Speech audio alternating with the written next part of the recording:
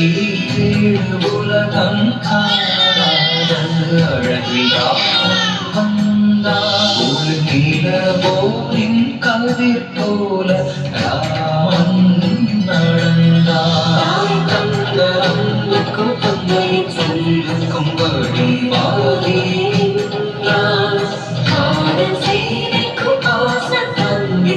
உள்ளத்தை அள்ளி தந்தான்.